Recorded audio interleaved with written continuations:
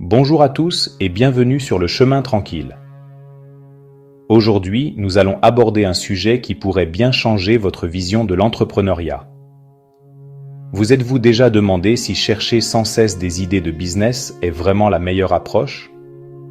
Restez avec nous, car à la fin de cette vidéo, vous aurez une toute nouvelle perspective sur la manière de lancer votre propre entreprise avec succès. Commençons par un fait surprenant. De nombreuses études montrent que moins de 10% des startups réussissent à long terme. Pourquoi? Parce qu'elles se concentrent souvent sur la recherche de l'idée parfaite au lieu de se concentrer sur la mise en œuvre. Steve Jobs, cofondateur d'Apple, a dit un jour « Il ne s'agit pas de ce que vous vendez. Il s'agit de ce que vous vendez. » Cela signifie que la clé n'est pas dans l'idée, mais dans l'exécution. Selon une étude menée par l'université de Harvard, un entrepreneur qui se concentre sur l'exécution plutôt que sur la recherche de l'idée parfaite a 30% de chances de réussir. Imaginez cela. Au lieu de passer des heures à chercher une idée brillante, commencez à mettre en œuvre ce que vous avez déjà. Pensez à Richard Branson, qui a lancé Virgin avec une simple idée de magazine.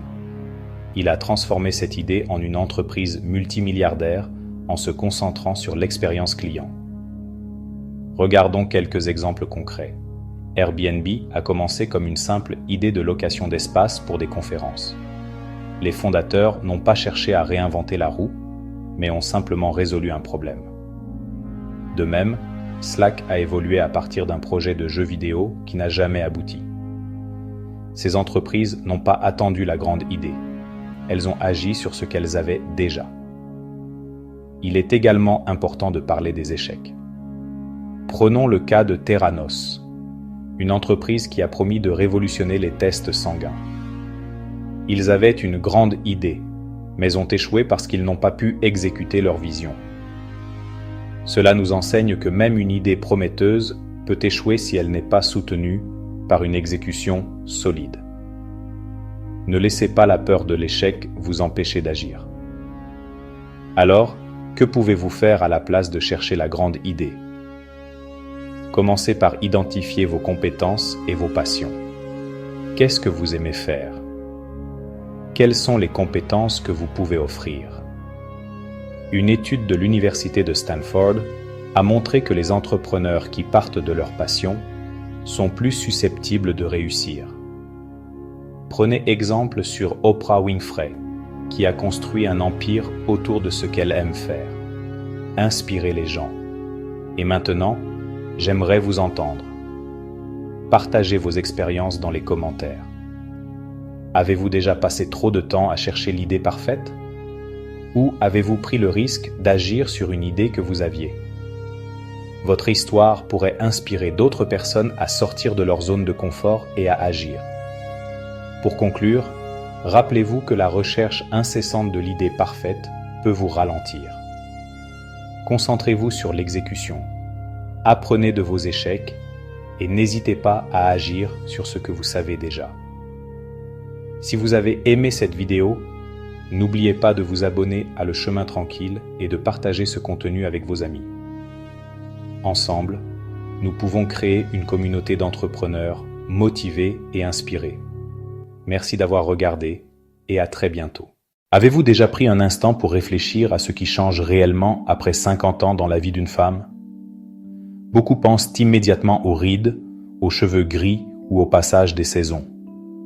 Pourtant, derrière cette image extérieure se cachent des transformations beaucoup plus profondes, souvent ignorées, parfois tabous, et qui influencent chaque aspect de l'existence.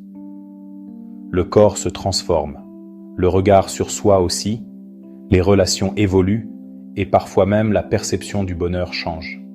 Aujourd'hui, je veux partager avec vous des révélations que peu osent aborder, des vérités cachées qui concernent la santé, l'équilibre émotionnel et l'épanouissement après 50 ans. Ce voyage sera riche, éclairant et, je l'espère, libérateur. Avant d'aller plus loin, je vous invite à poser un geste simple mais puissant. Abonnez-vous dès maintenant à cette chaîne et activez la cloche, car ce que vous allez entendre peut transformer votre quotidien. Et je ne voudrais pas que vous manquiez les prochaines vidéos pleines de conseils précieux, spécialement conçus pour vous. Entrons dans le vif du sujet. Beaucoup de femmes, après 50 ans, ressentent des symptômes étranges.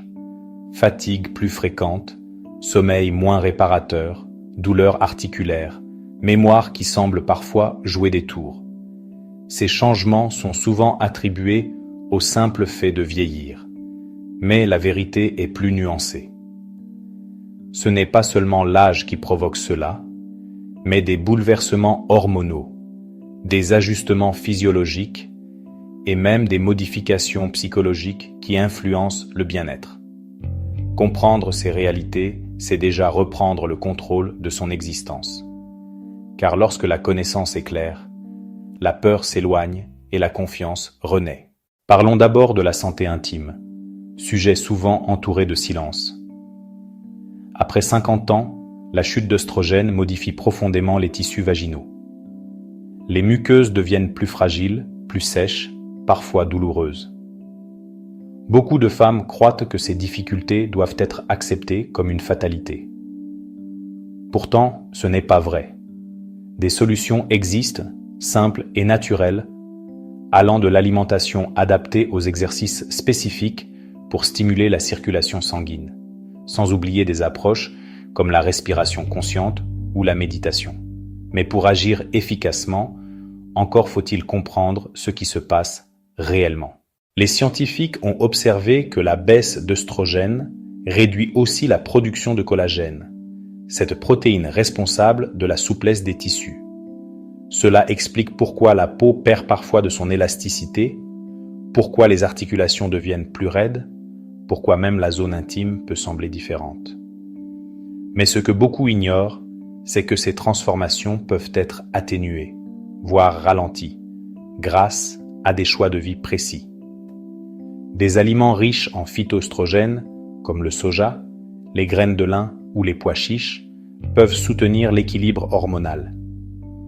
De simples habitudes, comme boire suffisamment d'eau, pratiquer une activité physique régulière et dormir correctement, renforcent la vitalité générale. Ce sont des gestes simples, mais cumulés. Ils construisent une différence énorme. Certaines personnalités inspirantes en ont d'ailleurs témoigné. Pensons à des femmes qui, après 50 ans, ont osé reprendre des études, démarrer un projet, se réinventer totalement. Elles ne sont pas des exceptions miraculeuses. Elles sont des preuves vivantes que cette période de vie peut être un nouveau départ. Car oui, le véritable secret réside dans la façon dont on aborde cette étape. La question n'est pas seulement « qu'est-ce qui m'arrive ?», mais plutôt « comment puis-je transformer ces changements en opportunités ?» L'esprit joue ici un rôle central. Des recherches en psychologie positive montrent que l'état d'esprit influence directement le ressenti physique. Une femme qui considère cette phase comme un déclin inévitable aura tendance à souffrir davantage de ces symptômes. En revanche, celle qui voit cette période comme une occasion de mieux se connaître et de prendre soin d'elle traverse la transition avec plus de sérénité. Le cerveau possède une incroyable capacité d'adaptation, et ce que l'on choisit de croire façonne ce que l'on ressent. Prenons un exemple concret. La sexualité après 50 ans. Beaucoup pensent que le désir s'éteint naturellement, que le plaisir s'évapore. Pourtant, les études montrent le contraire. Certes, la fréquence peut diminuer, mais la qualité, elle, peut s'épanouir. Avec plus d'expérience, plus de confiance, plus de connaissance de soi, l'intimité devient parfois plus profonde et plus satisfaisante. Le seul obstacle est souvent le manque d'information et la honte. Briser ce silence permet de retrouver un élan de vitalité et de complicité avec soi-même ou avec son partenaire. Il existe aussi des changements positifs méconnus. Après 50 ans, la capacité à gérer le stress s'améliore souvent. Le cerveau, ayant accumulé des décennies d'expérience, devient plus habile pour relativiser, pour distinguer l'essentiel du secondaire.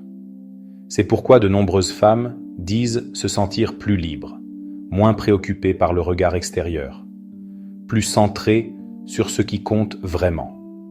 Ce détachement est une force immense qui ouvre la porte à plus de paix intérieure et à des choix de vie alignés avec ses véritables valeurs. Pourtant, malgré ces aspects positifs, la société met souvent la pression. Elle valorise la jeunesse, elle vend des crèmes miracles, elle alimente l'idée que vieillir est un problème. Cette vision erronée enferme les femmes dans la culpabilité et la peur. Mais il est temps de changer de perspective.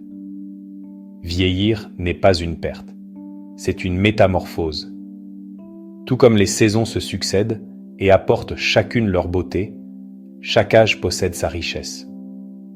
Après 50 ans, il existe une maturité, une profondeur, une sagesse qui ne peuvent être obtenues qu'avec le temps. Pourquoi ne pas les célébrer au lieu de les cacher? Beaucoup de traditions à travers le monde considèrent d'ailleurs cette étape comme sacrée.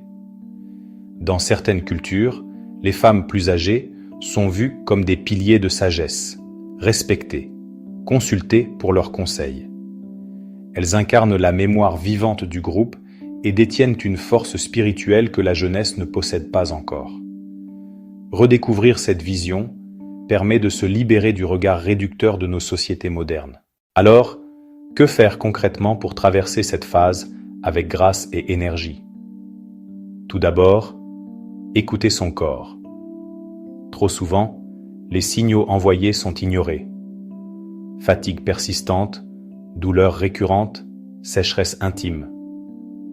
Ce ne sont pas de simples caprices du corps, mais des appels à l'attention.